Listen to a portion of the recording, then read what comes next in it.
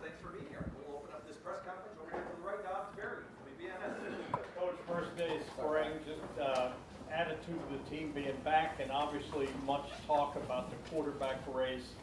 Is it still wide open, and is there a pecking order? No, right now, we're going to roll those guys like we did last year, and today was just to get moving around. Our first day off of spring break, and we wanted to get going. We're going to do spring practice in 4 weeks. We do it in 5. We would typically start the week before spring break. We decided to push that back because of how late the season ended. So today we wanted to just make sure we're getting guys moving around.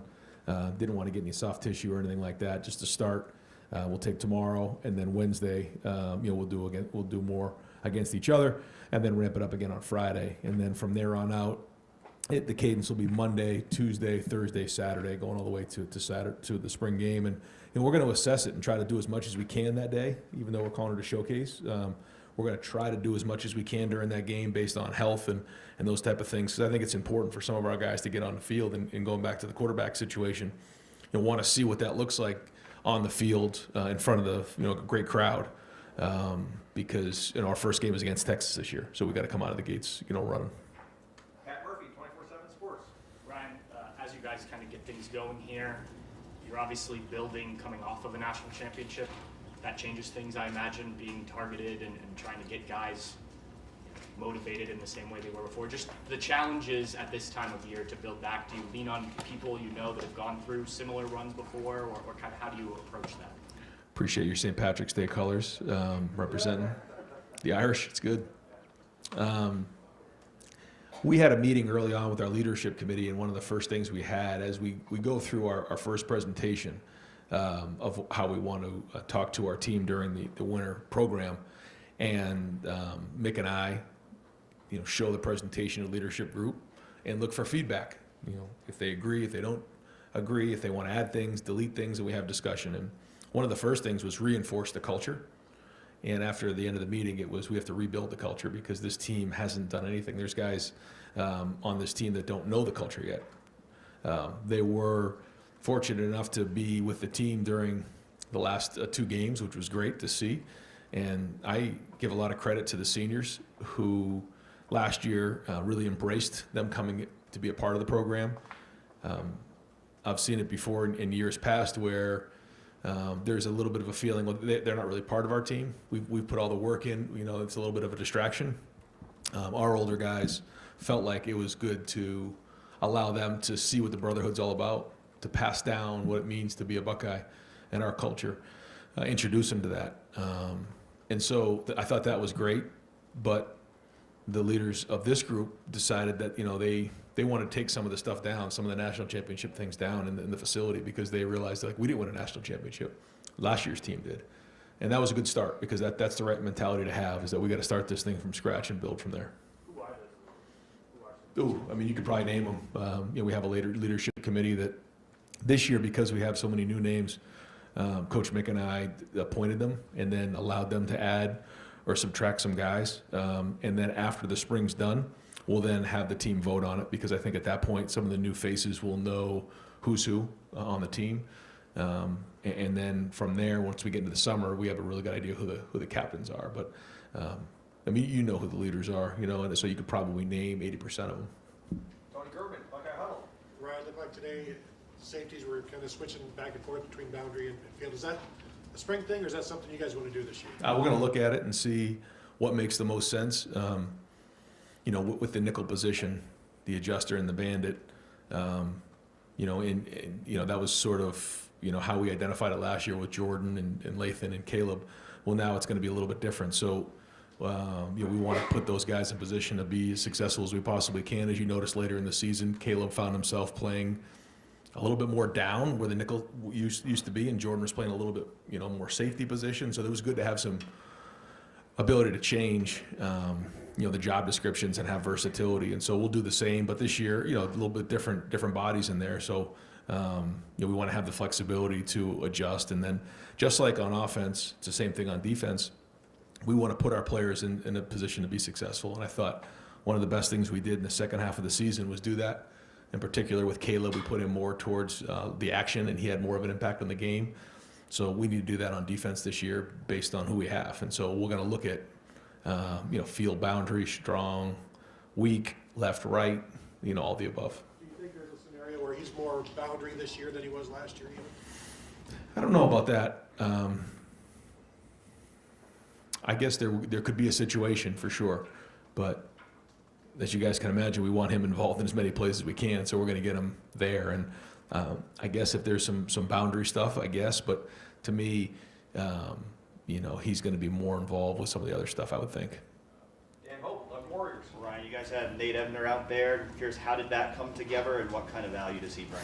Well, he brings credibility, first off. This is a guy who was really self-made, as you know, and turned out to have a great career in the NFL and was a big part of special teams. So, he can have an impact on the safety room. He can have an impact on special teams, and somebody that's now trying to make the transition from being a player to coach. So great to have him around. When you have as many, former Buckeyes, guys who played in the NFL as you do here, just what kind of benefit does that give to this team? Well, I think it just, again, builds culture. Guys understand what it means. There's experience, especially guys who have walked in those shoes before, who have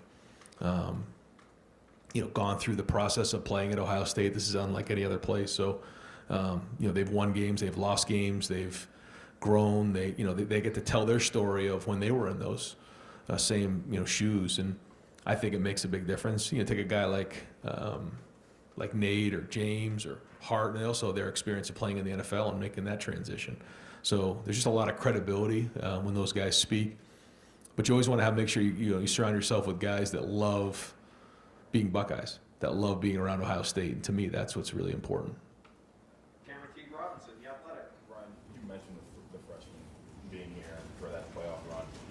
Is it too early to see maybe some of the experience of the practice they got there show up now, or do you feel like you need to see that through the spring? Like, can you see a difference in them getting just a little bit of time? I think we'll probably be able to tell that once we get going on Wednesday and Friday, just on how quickly they're able to get on the field, and does it look like it's the first time they've ever heard some of the calls before, or do you not notice them early on? And it's usually pretty good when you don't notice a young guy.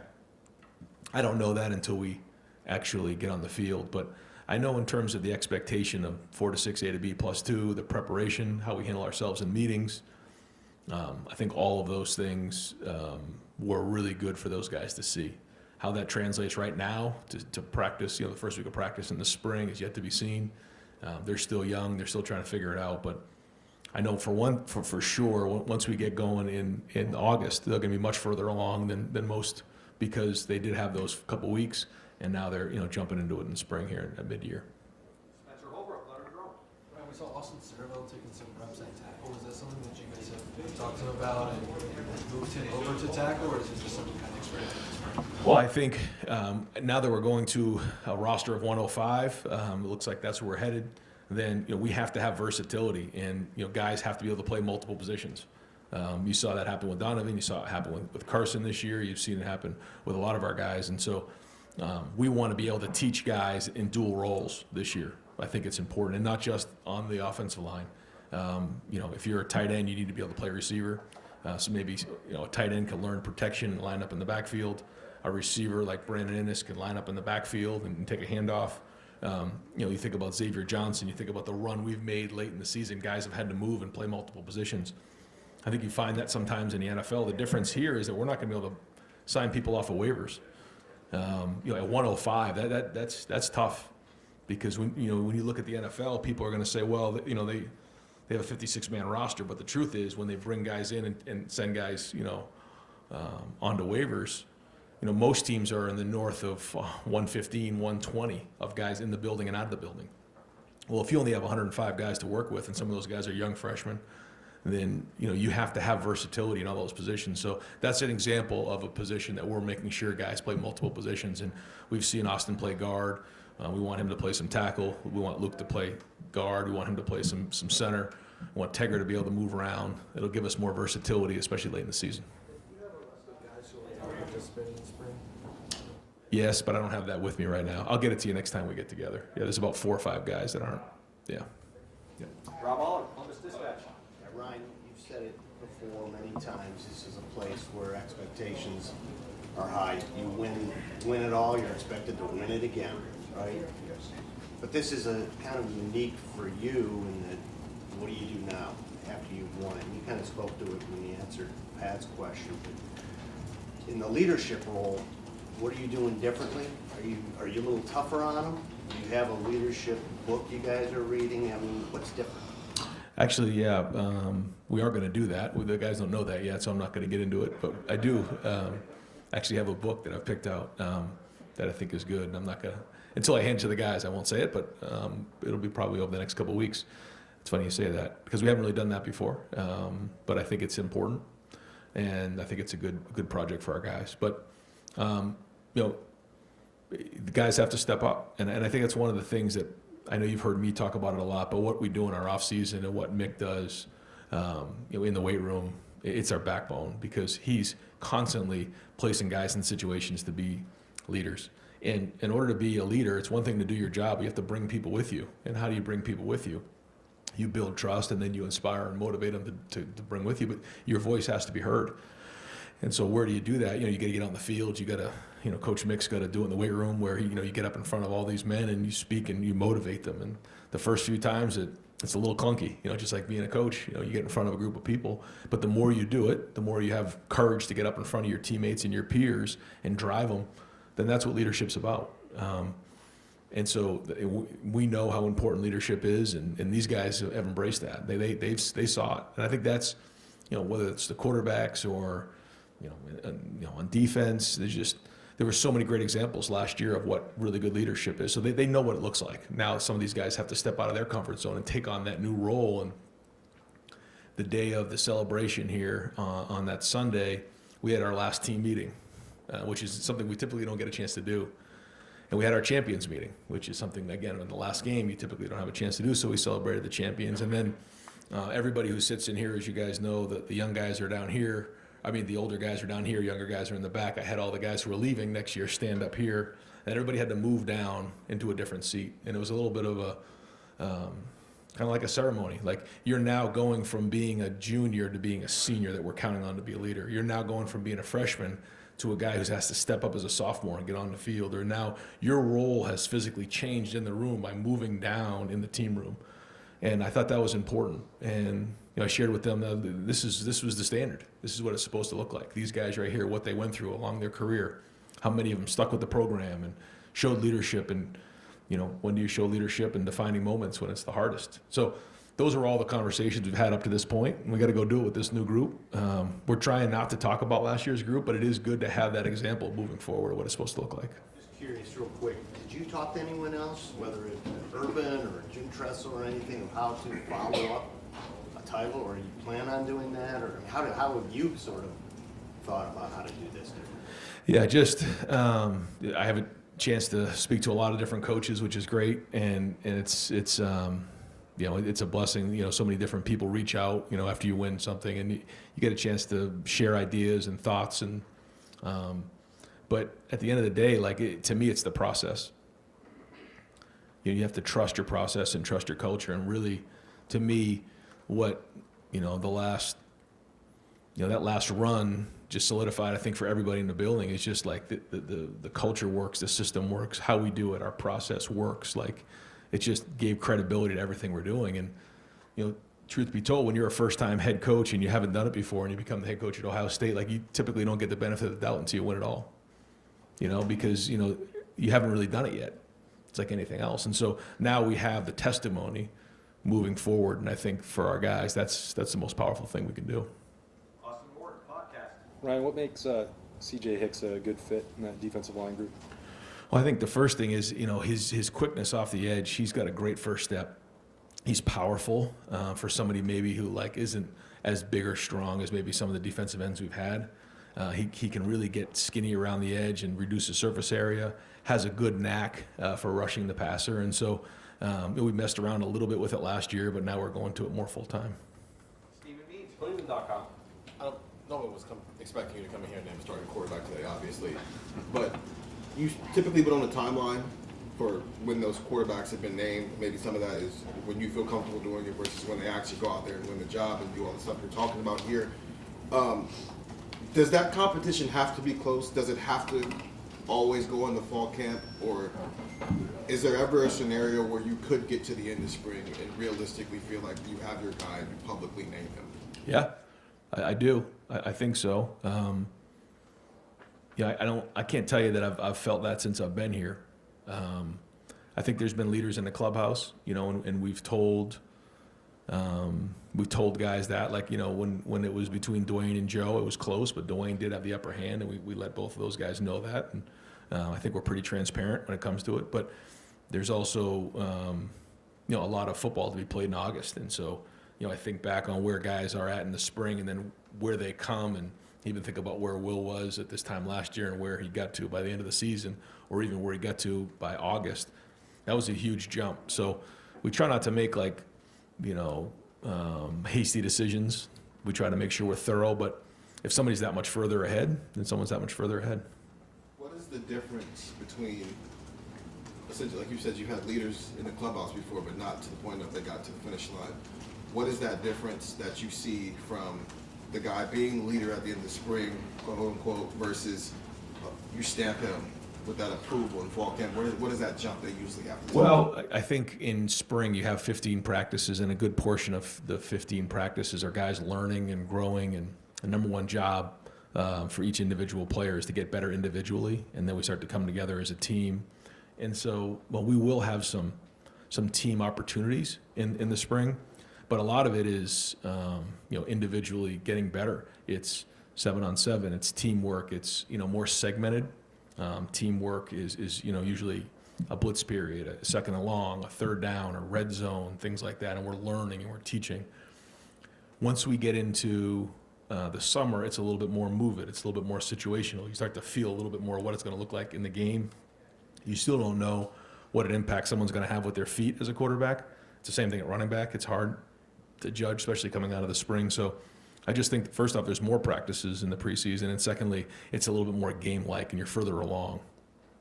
Bill Landis, Kings of the North. Ryan, as you continue to roll the quarterbacks, as you said, what do you want their mindset to be? Is it go win the job, or is it get better? Is it some balance of those two things? Yeah, it's a great question, because I think it's easy for people on the outside, family members, friends, agents, things like that, mentors, go win the job. Well, there's so much that comes with winning the job, and as you guys know, the quarterback position, there's just so much that goes with it. So to me, it's the process of understanding how to get better, and then continually working. And when you make a mistake, you learn from that mistake and you grow quickly. And a lot of it has to do with their preparation. When a guy walks into the huddle or walks into that practice, you can tell if he's prepared or not. I mean, if he's up there, and I say it all the time, the first level of understanding is what. If you don't know what to do, you have no chance of playing quarterback at Ohio State. So all that work has to be done prior to. Then you got to learn how to do it, your footwork, how the ball is supposed to come out, your technique, and then why are we doing it? Why are we calling this play? Why are we calling 4 verticals? Why are we calling a crossing route? Like all those things. And then you got to go put it on the field, and you're still going to make mistakes, and you got to keep growing from it. So it's just understanding that the process is going to be a battle, but like you have to make sure when you walk in that building every day that you're prepared. You also have to throw it out there and make sure that you understand you're going to fail, but that you have to learn quickly. And if you're continually making the same mistakes over and over again, it's going to take longer to get to where you want to be and win the job. And then as we start getting closer to, like we talk about the preseason, where I got to take care of the football, I got to do really well on third down, I got to win in the red zone. And then everybody's different. Every quarterback's different. Will was a lot different than CJ. CJ was a lot different than Dwayne. Dwayne was different than Justin. Like, everyone's different. And so these quarterbacks are different as well. Different size, different makeup, different skill sets. So the number one job, though, for the quarterback is to be the hardest working guy in the building. There shouldn't be any question. Like, if someone says, who's the hardest working guy, it should be the quarterback. If it's somebody else, like, that's a problem, because they should be the first one in the building and the last one to leave. And then they have to be tough. If it's 4th and 2 against Texas, like, we got to find a way to get 3 yards. That's the bottom line. And those guys understand that. They know it. Mick reinforces it in the weight room daily. But those are some of the things that we talk about at quarterback. Kellyanne Spitz, WSYS. Ryan, I know it's super early first day of spring practice, but what were just your initial thoughts of the quarterbacks, whether it's the communication, stepping up, or just how they attacked the day? Yeah, I mean, I'm never happy coming out of the first day. So, and it's funny, I actually had a chance to go and visit some different schools with my son, and I didn't watch any practices. I just kind of took myself out of those situations and let my son do it. But after talking to the coaches, like after day 2 or day 3, I'm like, you feel like you're not going to win a game, right? Is that typically how it goes the first 2 or 3 days of practice? Like, thank God you told me that, because I just literally walked off the field thinking we will not win a game all season. So the first few days of spring practice are always brutal when it comes to that, especially with quarterbacks, because that's what I'm always watching. But no, it wasn't that bad. It was good. It was just mostly on air today. We just wanted to get guys moving. We didn't do a lot of what we call variable work, where we're going against somebody else. It was mostly just, kind of get moving, just teach the young guys how to go, and then we'll get going on Wednesday on decision making. But they're all talented. The ball comes out of their hand well. They're all good athletes. So lot to be determined. Dylan Davis, Delaware Gazette. This time last year, we were all enamored with JJ and just how physically opposing he was. As you look at this freshman class now, are there guys that stick out to you and say, like, he's physically ready to play now if he can just get the offense, the defense down, those kind of things? Yeah.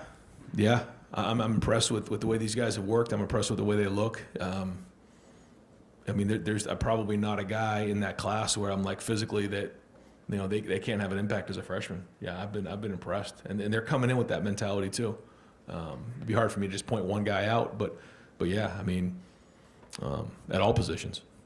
Sanchez seems like he has a frame, like a prototype corner. Obviously, again, he has to get the mental part of it down. Is that a guy? I know corners kind of a bit of log jam. There's a lot of talent there. Is that a guy that maybe you can see crack with too deep? Yeah. If guys deserve to play, we're going to play them. And you saw us even roll the offensive lineman at the end of the year because we felt like those guys deserved to play and they needed to play. It'll be the same thing there. And if that means moving guys, around, we played with like 3 safeties last year. And then how do you see Lorenzo? Is he more of a safety? Is he more of a corner? So is that more of a 3-corner look? I think that's all a conversation that's going on right now in the defensive staff room. And then, it's just like on offense, if you have like 4 really good receivers, you might find yourself in, more wide receiver sets. We have more tight ends this year. So so those are all the conversations, things that need to be worked out. Not right now, but it's their job to do everything they possibly can to say, hey, I need to play. And I think we got some great candidates for that. How jarring was it for you to walk out there and not see Jack, JT, Cody, all those guys that you've gotten so used to seeing? Was it jarring? I mean, what was it like just to not see those guys? Yeah, it's every year that happens, though. That you think about, and that's the great thing about being at Ohio State is, we get such great impact players, and once spring starts, you have to, restart and look at it differently. But it started with mat drills. We've had 2 really good mat drills, and in those mat drills, we didn't have some of those same guys out there, but that's part of the process, and it's a great opportunity for guys to step up. And now we're on to the next year now, and doesn't mean it's going to be easy, but it's a different group of guys, and all these guys are going to have to step up in a big way. So just getting started, but it is a transition for sure. And the running backs, obviously, those guys are gone, Trey and Quinchon. How do you see that evolving? Do you expect to have the committee approach like you had last year, at least a tandem? Well, for James has obviously been here and he knows it, so he's going to have to step up. And it's not easy to figure out what running backs can do in the spring because we're not tackling them. But he knows what it looks like. He knows the offense. CJ has played more, but doesn't really know what we do here. And obviously when you come to Ohio State, there's a transition. It was a transition for Quinchon. So I'm excited to see how that looks. He did a nice job in the first couple of weeks as, he actually was a scout team back. He played Jeremiah Love and some of the guys we had, the guys at Texas, and did a good job with that. I thought he ran hard. But then it's going to be interesting to see these young guys, Bo Jackson, Isaiah, we'll have Turbo coming in, Sam. So we need these guys, like you said, to provide some depth and support there and step up. So to say that it's solidified, we know what's going on in that room is not the case, but we do have some really good options there, and excited to see where these guys go. And sometimes when I think it's a great example of the offensive line. Like you take Luke Montgomery, for example. Like here's somebody that really didn't play the majority of the season. When he finally had the opportunity, stepped up and everything changed in his world. I think it's the same thing for the running backs. Like James is a great example. James ran pretty hard in some of the games early on in the season, but when Quinshon and Travion were in there and he wasn't getting, the carries, you kind of go about the business of, all right, this is my role, and you embrace the role. Now your role has changed. Now he's going to have to step up, and he seems to be having a great offseason. Dave Biddle, 24/7 Sports. How important of a get was Ethan Onyeonwa in the portal? I've heard some draft analysts say he could have been a second-round pick if he left Rice and went pro. He could have been a second-round pick this year. Just how big of a get was that for you guys? Well, when you lose two guys to the portal, two tackles, that certainly affected the room. So, I think it was important for both those guys to come in. We needed that for the depth of the room and, and just for the room in general. But, it's been exciting to see those guys work. I'm excited to see what it looks like with the pads on. Big E's already changed his body a little bit, so that's been good, and he's embraced the culture. Phillips the same way. He's an Ohio guy too, so he knows Ohio State well. And the guys seem to embrace them. And it's important to have the right fit. I keep saying that over and over again, and I think that we did that again this year. With the guys that we brought in, they were the right fit culture-wise. They came in, understood that this is Ohio State, worked, earned the respect of the guys around them, and that was important with guys like Will and Quinshon last year. Caleb and Seth. Well, it's the same thing with these guys coming in, Max Clare and Ethan and Phillip and these guys. So important to make sure we continue to do that. When we add pieces in, they fit the culture. So I thought it was a really big get for us. It's the first day of spring, but do you envision Ethan as a left tackle, and do you want to keep him at around, I think he's listed at 357 pounds. Do you like that? Or No, we like it a little lighter than that. Okay. That's a little heavy. Yeah, we got to cut that down just a little bit. But the good thing is he can carry weight. And so now if we cut him down, we're just going to see more and more athleticism and bend. So that's good. He's going to start out at left, and then we'll go from there. But again, the more flexibility we can have with these guys, the better for the room. Because, you typically think, all right, we have five, who's the sixth? And then what does the sixth do? Well, he plays tackle or he plays center. Well, that really pigeonholes you, because now if you lose a guard, now you're going to, like, quote unquote, your seventh guy. But if you have swing guys, now you're playing your best seven or your best eight. You don't get yourself jammed up. So I think that's something that we have to do moving forward, is guys have to have almost a primary and a secondary position. Adam King, WBNS. It's only been a couple weeks with Matt Patricia, but he seemed to be fitting out there with the guys pretty well. How involved are you right now, knowing that it's a new system, getting your head in the meetings, or do you just kind of let him take the reins here? No, it's everybody involved. It's the whole defensive staff. It's myself, but Matt's done a great job of building relationships early on here. He's excited to get going. It's just a start. We're just getting moving. But I think there's just a lot of things that he's going to bring to that room that's great. There's a lot of things that we've already done that's going to stay in place. So it's good. Again, just getting started. Like literally just taught a couple defenses today and get them lined up, get them moving around, and we'll keep moving from there and keep building on the packages. When you have someone that's so, just football minded, do you like that, especially coming from the NFL background with him? Yeah, you love being around smart guys. And he's smart. I mean, he's played a lot of football, or coached a lot of football, and coached some really good players. So has a lot of credibility when he speaks. And I think it's great for him to just be around the culture, see how we do things, and he's jumped in with 2 feet and embraced it. Again, it's the same thing as when you bring in a transfer, when you bring in a coach. It's the same type of thing. Do you have the right fit? And I think it takes a certain guy to be able to walk into a room with 4 other coaches like James and Larry and Tim and Matt, and be able to embrace what's already been here. We just won a national championship, but then also look to enhance. And so we'll see. We're just getting started, but certainly so far it's been very positive. Jeremy Birmingham, podcast. Ryan, obviously, as you said, you lose big players every year, key players every year, but losing as many as you did, and not just on the field, but the roles they all carried, Jack, Cody, Emeka, different types of leaders, how does that change what you have to do and be for this group over these next 4 weeks? Yeah, no, there's no question. Like you said, the number is certainly significant. And so, as coaches, we gotta do our part and make sure that we're developing. And to me, it isn't it isn't like the older guys. To me, it's like the next level of guys that we've really got to bring along and explain to them what it means to, become really good football players, how to build trust in their teammates, how they're going to go about building discipline in their life, what it means in the run that we need to go on next year, and that first game, what that's going to look like, and all those types of things. So we got to be on our game as coaches. We got to develop at a high level, and that's the job of each individual coach. They got to make sure they're recruiting at a high level and bringing in the right guys. But ultimately, each coach is responsible for their room. I say that over and over again.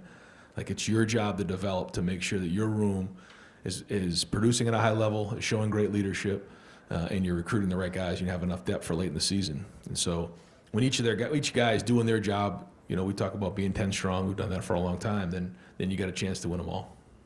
Just a couple more questions. Do you feel different as a head coach right now? I mean, obviously coming off the national championship, you seem a little bit more relaxed. I'll just go out. Yeah, I'm definitely more relaxed, Jeremy. I mean, to say I'm not is crazy. There's no question. Yeah, we're in a different place than we were a couple months ago. I mean, that's call it for what it is. But that doesn't change, like, the approach. And I think that's the thing, like, some days you wake up. I said it was kind of like when I had the opportunity to become the head coach at Ohio State. You walk down the hall and you see Woody Hayes and Tressel and Urban and Cooper and Earl Bruce, and, you pinch yourself. And, a month later you wake up and you're like, I'm the head coach at Ohio State. Like, man, it's the same thing with winning a national championship. Like, some days you wake up and you almost forgot you won it, because life just moves on. It just does. And it's on to the next challenge. It's on to the next group of guys. But winning just gives you an opportunity to continue to have an impact on young people's lives.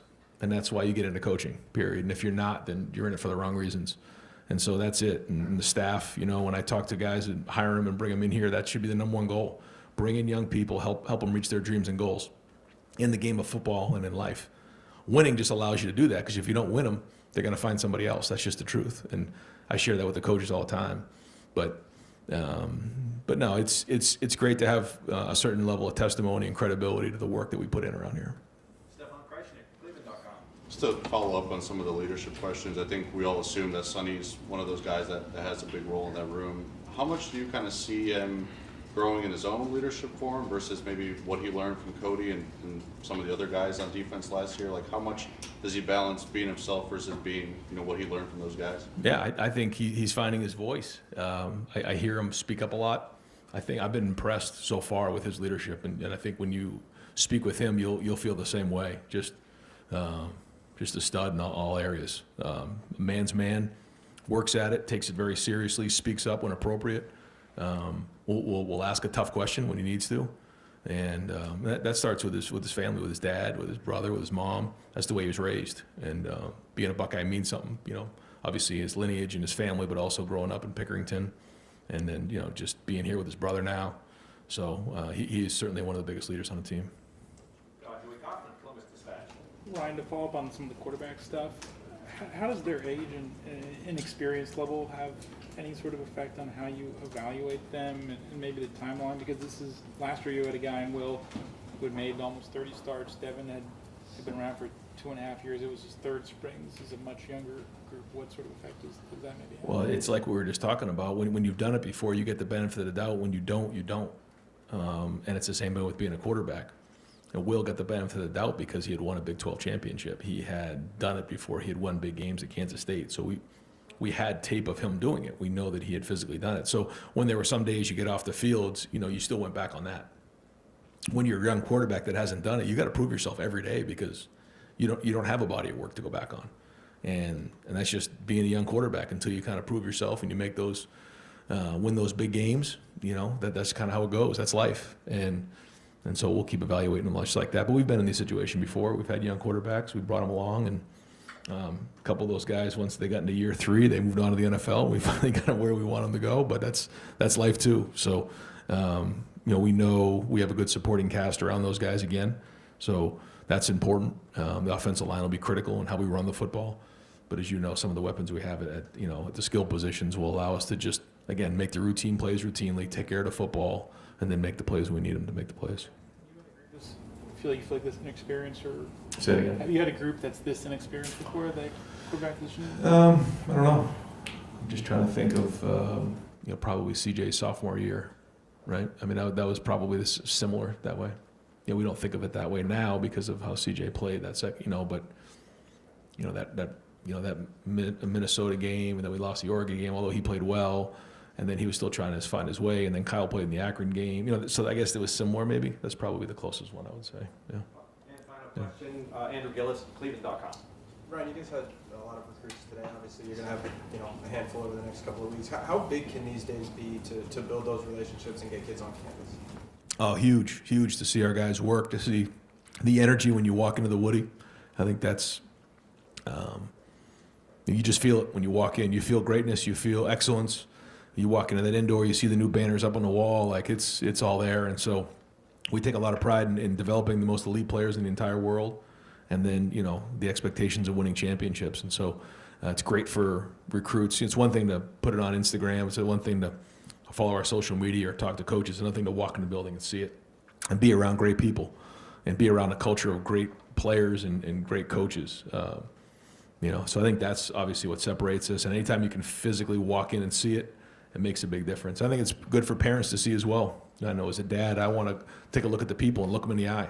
There's a lot of great weight rooms, a lot of great facilities across the country, a lot of great stadiums, but to me, ultimately, it comes down to the people, and it's been like that a lot longer than I've been here. When you see the kids here, what things can they ask you or ask position coaches to kind of let you know that they're on the right track? Like what clicks for you when you see a recruit, and what can they tell you? Sometimes it takes care of itself. Like Ohio State's not for everybody, and some people it might be just too much. I don't know. The expectations are high here, man. And sometimes that takes care of itself, and that's okay. You have to want to be at Ohio State, whether you're from the state of Ohio or not. And some people are they gravitate towards it. This is what they wanted. Jeremiah Smith, this is what he wanted. I could name a bunch of guys that are that way. They wanted to be around this, where every day when you walk on that field, it is a war. I mean, you have to compete every single day for your position. And you got to compete every single week to win every game. And so, that expectation is a big part of it. I think the second thing, though, is, people and families who want to be around this style of culture. When you walk in the building, it's a family atmosphere. A lot of people talk about family. That's another thing to actually live it and get around our players. And so what we try to do is open up our doors and please get around the locker room, get around our players. Go have, go have lunch with our guys and be around our players because to me, they're the ones who are, living it on a daily basis. Please get around our parents and let them tell the stories of how we've handled great situations, tough situations, how we've hung together, what their experience is like for their son. And to me, that's it. And people just gravitate towards that, and you can feel it. Because in today's day and age, if you have to talk somebody into coming to your school and it doesn't go exactly perfect, we all know what's going to happen. They're going to walk out the door and enter the portal.